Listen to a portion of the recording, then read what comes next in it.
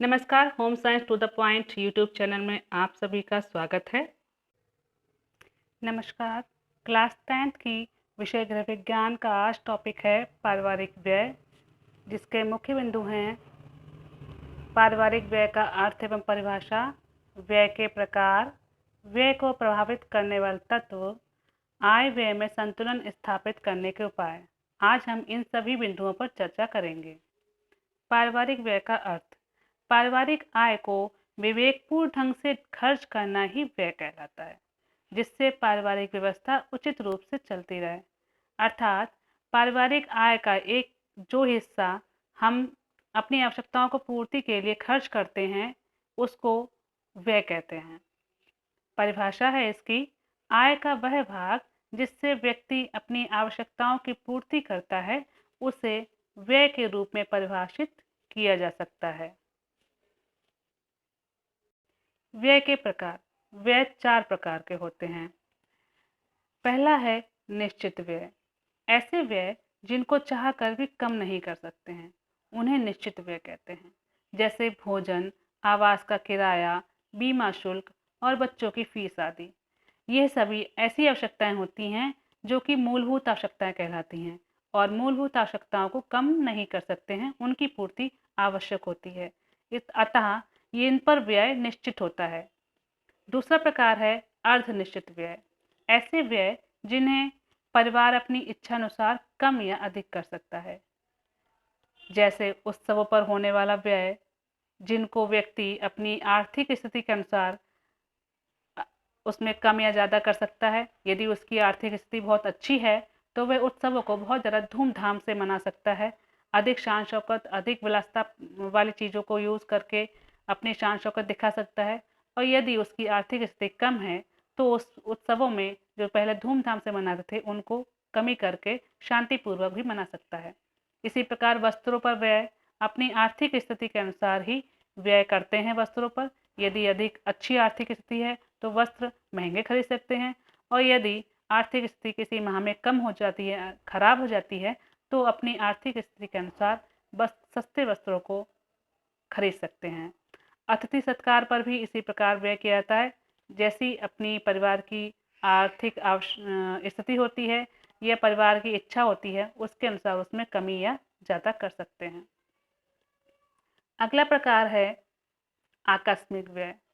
ऐसे व्यय जिनका पूर्व अनुमान नहीं होता है, आकस्मिक व्यय कहलाते हैं।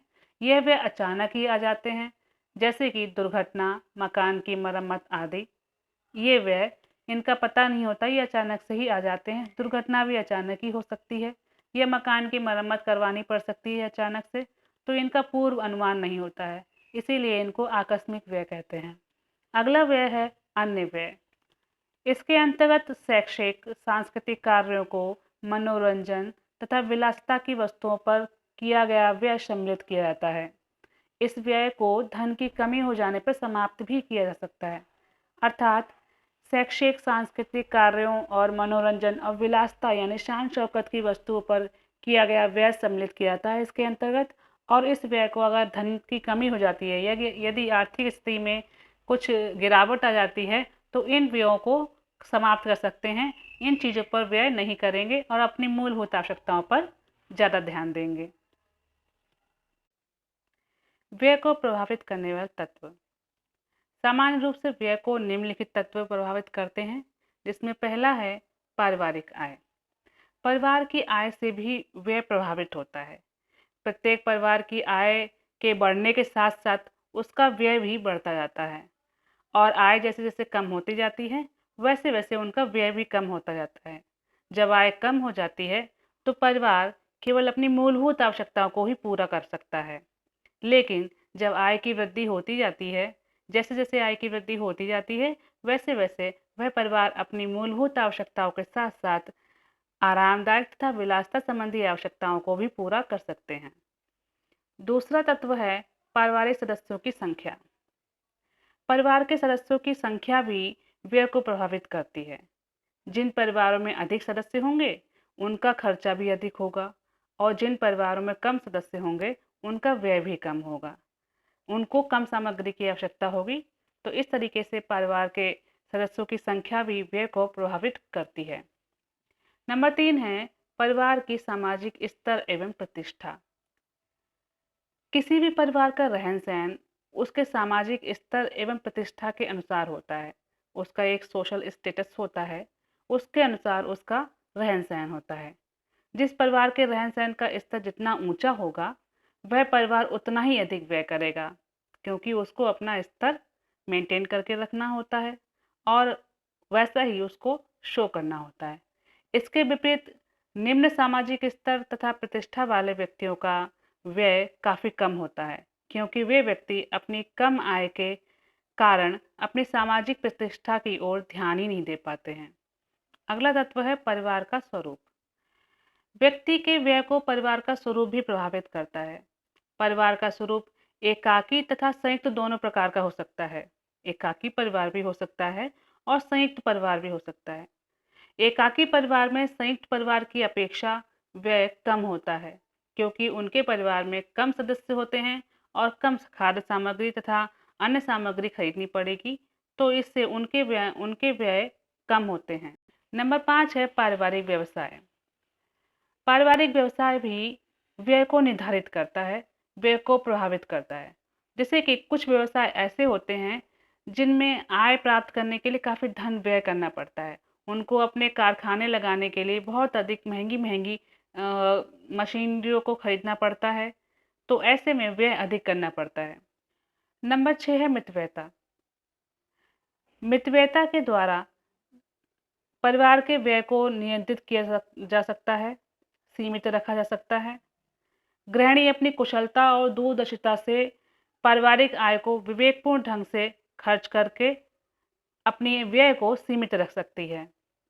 मितव्ययता अर्थात फिजूल खर्ची ना करना और सोच समझकर खरीदारी करना। नंबर 7 है निवास। निवास भी पारिवारिक व्यय को प्रभावित करता है। जो परिवार ग्रामीण क्षेत्रों में रहते हैं, उन्हें सब्जियां, दूध, ईंधन और शिक्षा पर अधिक खर्च नहीं करना पड़ता है। वे सब्जियां अपने खेतों में उगा लेते हैं, दूध के लिए अपने घरों में जानवर पाल लेते हैं, तो इस प्रकार से उनको इन सभी साधनों पर अधिक खर्च नहीं करना पड़ता। किंतु शहरों और महानगरों में रहने वाले लोगों को इन मदों पर अधिक धन खर्च करना पड़ता है, तो इस प्रकार निवास भी व्यय को प्रभावित करता है। नंबर 8 है सामाजिक और धार्मिक प्रथाएं। सामाजिक और धार्मिक प्रथाएं भी व्यक्ति को प्रभावित करती हैं। ऐसे परिवारों को अपनी आय का एक बहुत बड़ा हिस्सा इन प्रथाओं पर व्यय करना पड़ता है। जैसे कि परिवार में मुंडन संस्कार, दाह संस्कार, जन्मदिन और विवाह जैसे उत्सव मनाए जाते हैं, तो इन उत्सवों के लिए उन्हें अधिक शान शौकत दिखाने के लिए व्यय करना पड़ता है, अधिक व्यय करना पड़ता है और कभी-कभी तो ऋण भी लेना पड़ता है। आय व्यय में संतुलन स्थापित करने के उपाय। यहाँ पर 2 उपाय बताए गए हैं। पहला है निर्धारित आय को व्यय के बराबर कर लेने के लिए अतिरिक्त आय का विकल्प खोजना। यदि आपका व्यय अधिक है और आय कम है, तो आय को व्यय के बराबर करने के लिए अन्य विकल्पों को खोजना चाहिए, जिससे कि आय अधिक आ सके। इसके अंतर्गत विकल्प हो सकते हैं घरेलू व्यापार कर सकते हैं, नौकरी के द्वारा आय प्राप्त कर सकते हैं, ट्यूशन कर सकते हैं, जिससे कि अतिरिक्त आय आपको प्राप्त होगी और आपका आय और व्यय में संतुलन हो जाएगा। सिलाई कढ़ाई के द्वारा, पेंटिंग के द्वारा, किचन गार्डन में अपनी सब्जियां उगाकर और यदि ज़्यादा जगह है तो वहाँ से सब्जियों को बेचने के लिए भी उगा सकते हैं।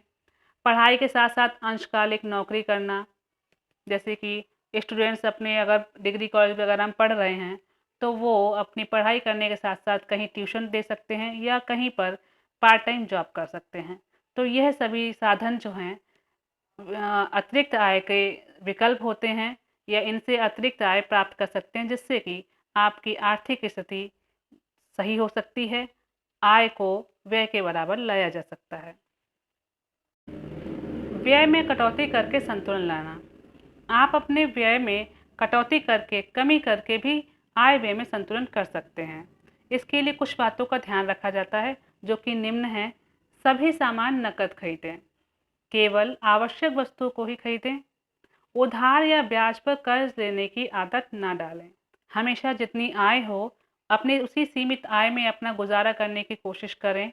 अपनी सभी आवश्यकताओं को अपनी सीमित आय में ही पूर्ति करने की कोशिश करें। उधार लेकर या ब्याज पर कर्ज लेने की आदत ना डालें, इससे आर्थिक स्थिति और खराब होती जाती है। मौसम के अनुसार सामान एकत्रित करें।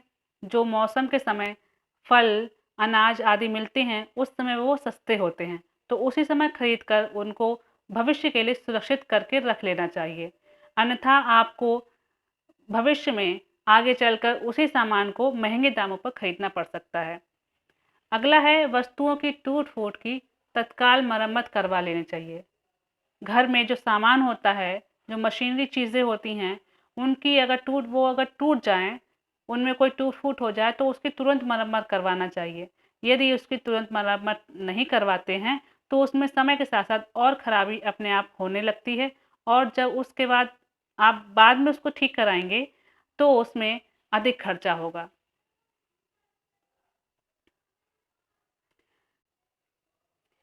घरेलू कार्यों को स्वयं करें, नौकर आदि ना रखें। खाली समय का सदुपयोग करें। इस खाली समय में आप सिलाई कर सकते हैं, सिलाई, कढ़ाई, बुनाई करके अथवा अन्य कोई घर में कार्य करके उसका सदुपयोग कर सकते हैं और कुछ धन भी कमा सकते हैं। शिक्षित गृहिणियाँ बच्चों को स्वयं ट्यूशन पढ़ाएँ, इससे ट्यूशन का खर्चा बचेगा।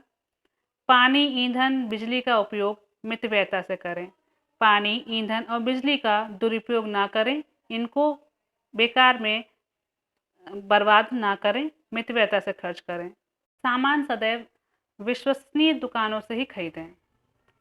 समान पौष्टिक मूल्य रखने वाले खाद्य पदार्थों के स्थान पर सस्ते खाद्य पदार्थ को खरीदें। जैसे कि मूंगफली और बादाम का पोषक मूल्य समान होता है, तो बादाम के स्थान पर आप मूंगफली खरीद सकते हैं। इससे जो है खर्चा बचेगा, कम पैसे में उतना ही पौष्टिक तत्व, पौष्टिक मूल्य आपको प्राप्त हो जाएगा। अब समय है आज के अभ्यास कार्य प्रश्नों का। आज का पहला प्रश्न है, पारिवारिक व्यय किसे कहते हैं? व्यय को प्रभावित करने वाले तत्वों को लिखिए। दूसरा प्रश्न है, आय व्यय को संतुलित करने के उपाय बताइए। तो आज के लेक्चर में आपने पढ़ा पारिवारिक व्यय के बारे में। अगले लेक्चर में पढ़ेंगे बचत के बारे में। तब तक के लिए नमस्कार। आज का कमेंट बॉक्स प्रश्न है, निश्चित व्यय कौन कौन से होते हैं? इस प्रश्न का उत्तर आप नीचे कमेंट बॉक्स में लिखिएगा। आज के लिए बस इतना ही, फिर मिलेंगे अगले वीडियो में। अगर आपका कोई क्वेश्चन है, कोई सवाल है, तो आप नीचे कमेंट बॉक्स में लिखकर पूछ सकते हैं। और लेक्चर को अच्छे से समझने के लिए वीडियो को बार-बार देखिएगा और अच्छे लगे तो लाइक ज़रूर कीजिएगा। और लगातार वीडियो पाने के लिए अगर आपने चैनल को अभी तक सब्सक्राइब नहीं किया तो सब्सक्राइब कर लीजिएगा। साथ में लगे बेल आइकन को भी दबा देना, जिससे कि आपको नोटिफिकेशन मिलता रहेगा और कोई भी वीडियो आपकी मिस नहीं होगी। वीडियो को अपने दोस्तों को ज़रा शेयर कीजिए, जिससे कि उनकी भी हेल्प हो सके और उनकी भी पढ़ाई हो सके। Thanks for watching.